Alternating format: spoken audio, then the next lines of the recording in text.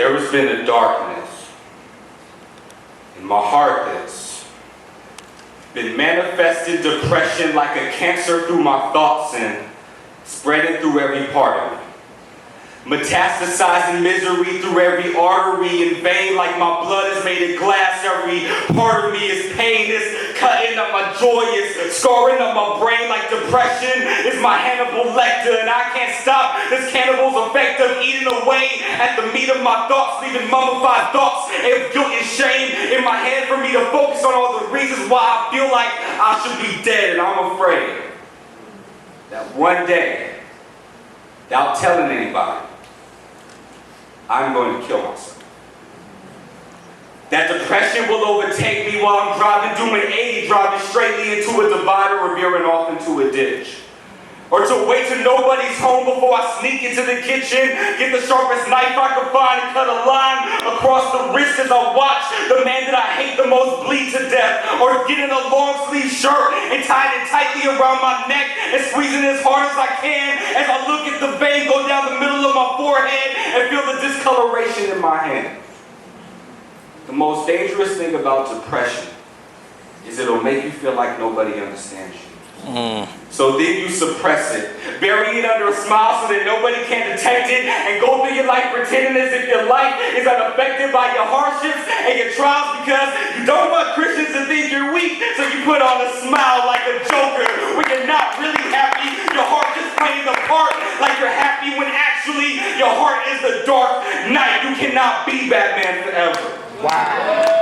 You cannot hide your true feelings in a back cave of your own pity and try to save everybody else when you yourself are a Gotham City, because eventually your dark night rises, causing the Christian inside of you to bail, robbing you of your joy like a Debbie Downer, so you overindulge on little Debbies because you can't remember the last time anybody said or fed you something so sweet, so you eat until you can drown out the voices of weeping and mourning and gnashing of teeth underneath the sound of chocolate comfort squishing between your cheeks until you become so obese on the fact that you lack self-worth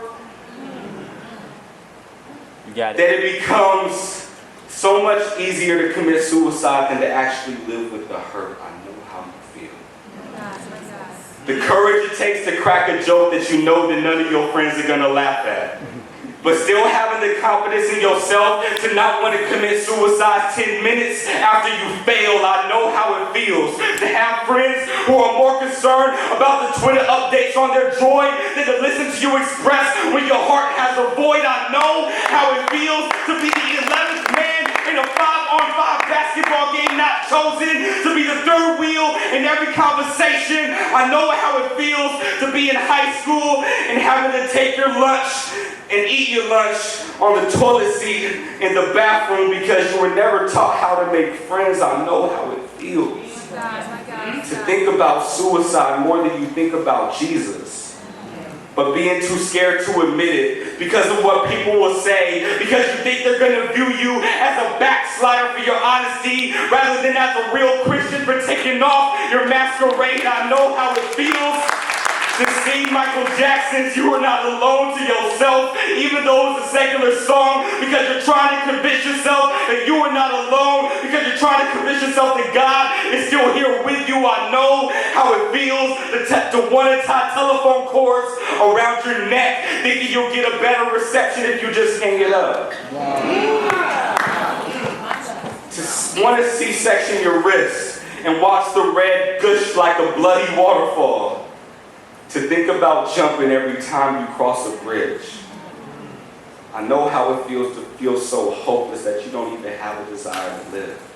I know it hurts to the bone. But Jesus. Amen.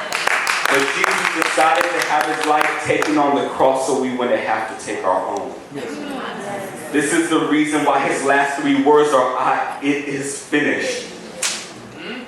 This is the reason why his last 3 words are, "It is finished." Because he always wanted to remind us, we were thinking about ending our life, that we could always be reminded that it was finished with Christ, because Jesus loves you so much.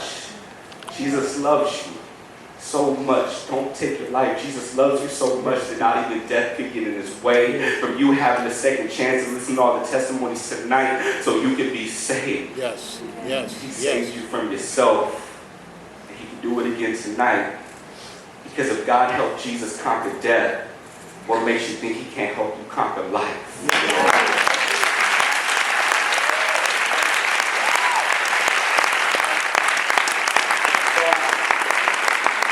So I encourage you to keep going and persevere because you already have the victory. You're going to win. Because they say the race is not given to the swift, but he that endures, even in depression, to the end. Yes, yes, Lord.